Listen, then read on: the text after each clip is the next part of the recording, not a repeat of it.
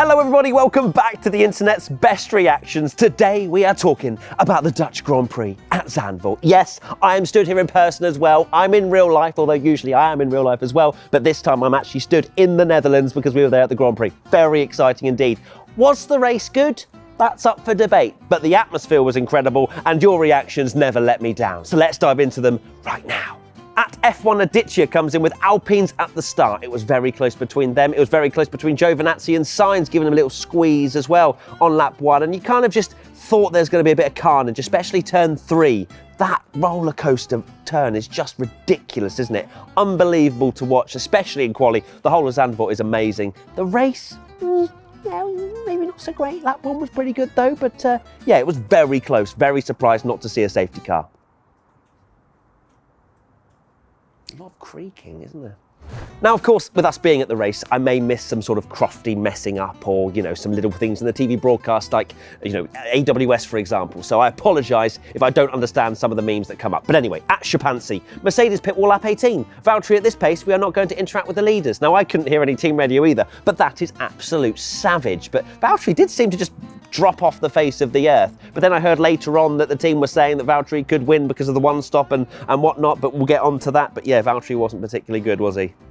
At Arjan Urag, me watching the Dutch Grand Prix right now, I'll be interested to know in the comment section below what you thought of the race. Did you find it interesting? There was obviously a strategy battle, or did you just find it not that great because we didn't really get a fight for the lead and our expectations have gone through the roof this season, haven't they? We've had so many amazing races that we get Zandvoort where it's kind of close for the battle for the lead and we're like, nah, not good enough, mate. I need a 5-way battle all within 2 seconds.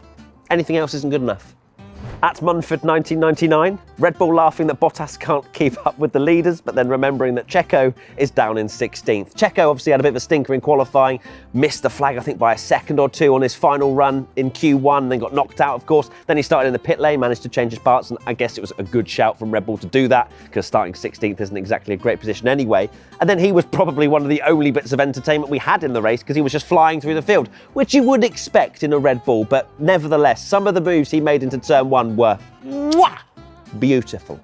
At F1 Feed 1, Zandvoort right now, I can absolutely confirm this. How they bring in flares. I feel like the Dutch security guards are just like, yeah, no, you can come in, mate. Yeah, no worries. Yeah. Oh, you got a flare? No problem, come in. They're all Max fans, really, and to be fair, I quite like the flares, although I think the drivers probably didn't enjoy it too much, especially on lap 1. At Formula Top Gear, Latifi and Mazepin racing into turn 1. From what I saw, Mazepin's defending was very much, I don't know what the word is, aggressive? Over the line? I've heard that also Mick Schumacher and Nikita Mazepin's relationship is beyond repair, according to Mick Schumacher, which is a very, very big statement to make about your teammate halfway through the season. So those two, that could be an interesting rivalry for last place, I guess. But yeah, Latifi and Mazepin, you're kind of clenching a little bit, weren't you? At Formula Petra, watching the Zandvoort GP be like.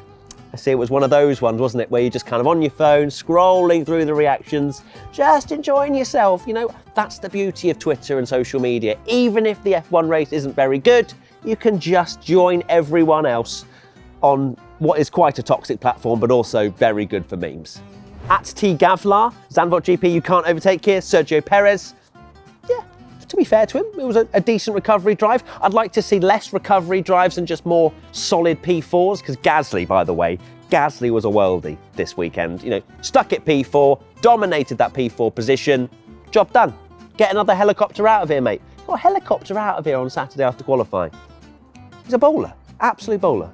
At PratYaksh_A, when F1 makes the overtake, highlight video of the Dutch Grand Prix and all you have is Checo Perez making brilliant moves. See, a lot of people were enjoying Perez's moves. I was too, because it was pretty much one of the only bits of action. Although the broadcast wasn't that great this time, because basically we saw so many moves into turn 1 and we were looking at the actual big television screen and it was a replay of Lewis locking up or Max's graining of his tyres, and we just sat there like, there is a side-by-side action into turn 1. Turn 1's great, by the way. It looked like the outside line was actually the best line to be on because you could swoop round with the camber of the corner. It was beautiful, lovely stuff. Make Zandvoort a bit wider, we could be onto something. At Bacon Supreme, Zandvoort circuit with all the orange smoke. Yes, I would have been raging if a flare had gone off literally in front of me though, because I looked over and there was someone just lit up a flare, but the wind was blowing the other way, which was great. If someone was in front of me and they're blowing that and I can't see anything, you best believe I would have said nothing. Absolutely nothing. At Argos13, the Perez memes continue. Perez being Perez. I receive pit lane start, you receive overtakes. He had a massive lockup though at the start of the race, didn't he? Which kind of ruined his strategy a little bit, but hey ho. Good moves. At Daniel Boetic, it's roadblock Bottas time. Now everyone knows what time in the video that is. Let's talk about Valtteri Bottas being left out there like a sitting duck. His team radio engineers saying, this is crucial for the victory, Valtteri. I know you're on a 573 lap softs, but you gotta fight. You gotta hold Max back. And how long did he keep Max back for? Literally 2 laps, and I'm going to even say the first lap he wasn't close enough anyway, Max, to mount a charge, but that second lap he goes deep into turn 12, I think it is. Max gets a run, easy peasy lemon squeezy. The crowd go wild. Valtteri, well, by the sounds of it, knows he's not going to be racing for Mercedes anyway, so was he too bothered? Probably not. At It's Mary Work, Bottas's engineer, you're not in the fight for the win. Also Bottas's engineer, this is for the win. Bottas. The guy probably knew he wasn't fighting for the victory unless he could literally make his car as wide as Alonso did at Silverstone, or even Hungary, but he didn't manage it. Again. At Team Michelle 207, Bottas defending from Max like. You see that there's quite a few memes about the same sort of situation, and that's because it wasn't the most exciting of races, so we don't have many to sort of cherry pick, so I apologise, but I'm not actually that sorry, but good meme, Team Michelle. There's another one, at Dante Norio 93. Bottas about to create an interesting race. Verstappen gets past immediately. The problem I have with Bottas is not him staying out for ages on the softs and being slow. It's the fact that he pitted for fresh mediums, and I know he had to avoid a spinning Sebastian Vettel, but how he didn't come out ahead of Verstappen, who then pitted again after being on fresher mediums, is what bugs me a little bit. Valtteri just didn't have the pace to do it, and is he mentally checked out? Probably. Okay, one more, and it's a savage Photoshop. I think I've seen it before. I may have even shared it before in IBR, but I'm sorry, Valtteri. At Sakib511, wingman in action.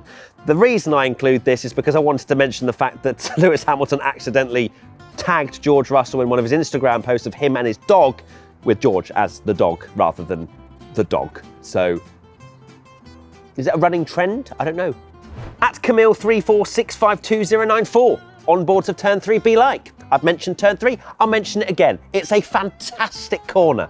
I love it. The banking is amazing. You've got different, racing lines. Why are you making this noise now? Who cares? We carry on. Turn 3 is a banger. They, the siren, also agree. Apparently it's going to continue on forever. Who knows? At Rock Kumar, this onion won't make me cry.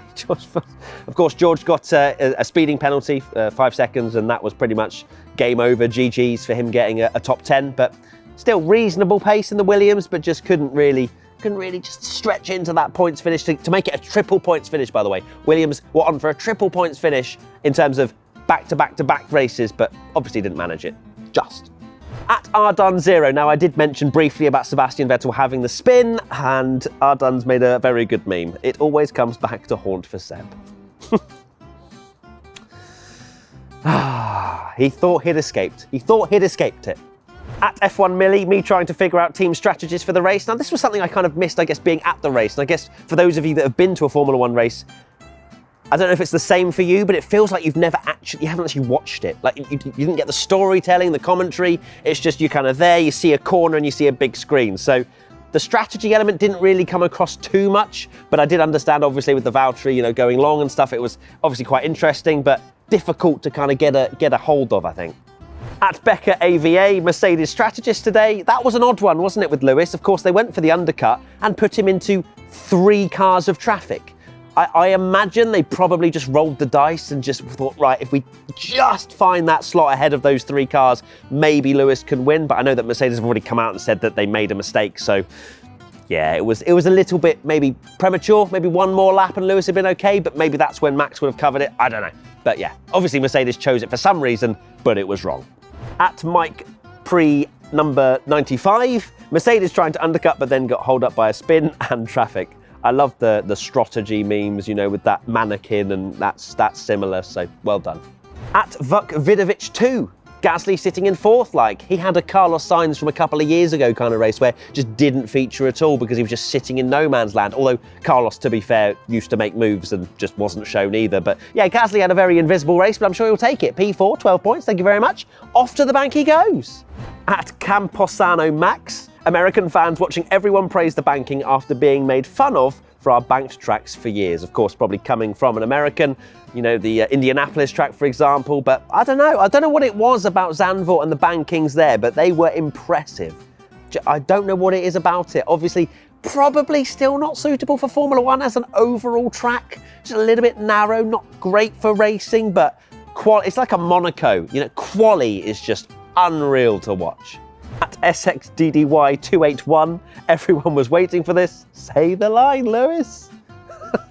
That's such a terrible Photoshop, but it just makes me laugh because it's that bad. And of course, these tyres won't last. I heard Lewis was complaining quite a bit on the radio, so clearly Lewis wasn't too happy about losing the championship lead to Max at his home race. I mean, it's an absolute one-up if Lewis could beat Max at Zandvoort, but he didn't manage it, unfortunately. So not a happy bunny.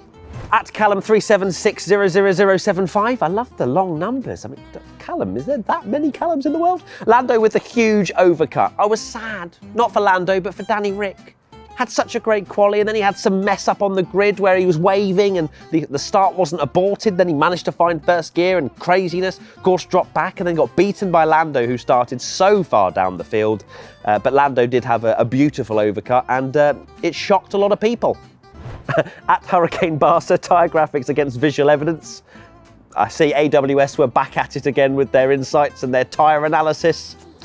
They never change, do they? They're just, I don't know if they do it for the memes now. They just throw out random numbers and just, you know, bants. Just, you know, the actual not real information, just doing it for the memes. I rate it. Now, this was interesting. At the real Jim Dore, Verstappen, is he complaining about something? I think it's when Verstappen pulled away from Hamilton a little bit, maybe to 2.8 seconds, I seem to remember randomly in my brain. And yeah, the fact that Verstappen came over team radio and asked that is solid roasting. And finally, let's talk about very quickly Valtteri Bottas and the fact that he took fastest lap even though he didn't want to take fastest lap, or maybe he did want to take fastest lap, but Mercedes definitely didn't want him to take fastest lap. We're also running out of light, so I apologise if I'm getting darker. At Tilkend, Toto seeing Bottas taking fastest lap. The guy's an absolute legend for doing that. I don't know if he meant to do it or not. Maybe a little bit. He actually slowed down at the line, didn't he? It's crazy. But that actually rolls in to the next tweet, which is Tweet of the Week. The Fanatec prize goes to at Frizzo VDM. It just made me laugh so much. It's so simple yet so effective. Bottas, when he accidentally gets the fastest lap, suffering from success. That's amazing. Well done, Frizzo. I'm sorry if I butchered your name, but you've won an amazing Fanatec prize. We will be in your DMs. And this one is runner-up for Tweet of the Week. I don't care if you disagree. The other one made me chuckle a little bit more. At Jan_Popelinski. James, Valtteri, it's James. Please abort the fastest lap attempt. Bottas. I'm actually going through all the Marvel films. Very good. I think that's a Marvel film. Yeah, it's definitely a Marvel film, isn't it? Yeah. At Racing Doran, your lungs after attending the Dutch Grand Prix. Sums it up perfectly, doesn't it? Okay, Social Media Team Championship time now, and it was pretty good this weekend, wasn't it? Let's dive into it right now before I literally go into darkness. In third place, we have Scuderia Ferrari. I mean, what a brilliant video. The fact Danny Rick is wearing one of the Dutch flipping capes is, it's brilliant. Danny Rick. I just want to see more bants from Danny, but I feel like he's holding himself back at the moment because he's not enjoying McLaren at the moment because he's getting beaten by Lando. Anyway, that's a different point. Well done, Ferrari. In second place, we have Aston Martin Cognizant F1 team. He's always on the scene, Fireman Seb, and his AMR 21 bright and green Fireman Seb. I mean, you can read the rest. That's top quality. Of course, Seb doing his little fireman duties in free practice. Lovely stuff. Aston Martin, 2 points. And finally, the winners. I do like Great British Bake Off, so well done. It goes to Mercedes AMG for Friday at the Brito. It's simple, it's effective, I love it. Mercedes, you get maximum points. Well done. That's 1 point for Ferrari, 2 points for Aston Martin, and 3 points for Mercedes. And now it's time for Race Rundown with your host, Matthew Gallagher. Okay, it's race rundown time now, and my cameraman is literally using his phone light to keep me somewhat bright. So this is just it's literally 8:30 in the evening here. So I apologise for whatever time this goes out. We're trying, we really are. Anyway, race rundown time. The finishers of the Dutch Grand Prix were Verstappen, Hamilton, Bottas. No, I can't do this now, man. Look at the sky, there's no light. Verstappen, Hamilton, Bottas, Gasly, Leclerc, Alonso, Sainz, Perez. Oh, God, my eyes. They hurt, they've got sun cream in them. Verstappen, Hamilton, Bottas, Gasly, Leclerc, Alonso, Sainz, Perez, Ocon. Verstappen, Hamilton, Bottas, Verstappen, Hamilton, Bottas, Gasly, Leclerc, Alonso, Sainz, Perez, Ocon, Norris. My eyes, I can't. Verstappen, Hamilton, Bottas, Norris did not finish fourth, did he though? Verstappen, Hamilton, Bottas, Gasly, Leclerc, Alonso, Sainz, Perez, Ocon, Norris, Ricciardo, Stroll, Vettel, Giovinazzi, Kubica, Latifi, Russell, Schumacher. That'll do, because we're literally running out of light. And the non-finished were Snowden, Mazepin. Done. Easy peasy, lemon squeezy. I think that's everything. Right, that's it. Thank you so much for watching the internet's best reactions to the Dutch Grand Prix. I'm sorry about the lights, but it's been a late one. Lots of things going on. Please do subscribe to the channel if you're new. Hashtag WTF1 if you want to get involved next time for the Italian Grand Prix in less than a week's time. It's going to be so good. I'm ready for it. It's sprint racing as well, isn't it? That's going to be awesome. Anyway, that's it. Thank you so much. Podcast coming out tomorrow. As always, love you long time. Bye-bye. It's so dark. Like, it's the darkest place on the planet. Goodbye.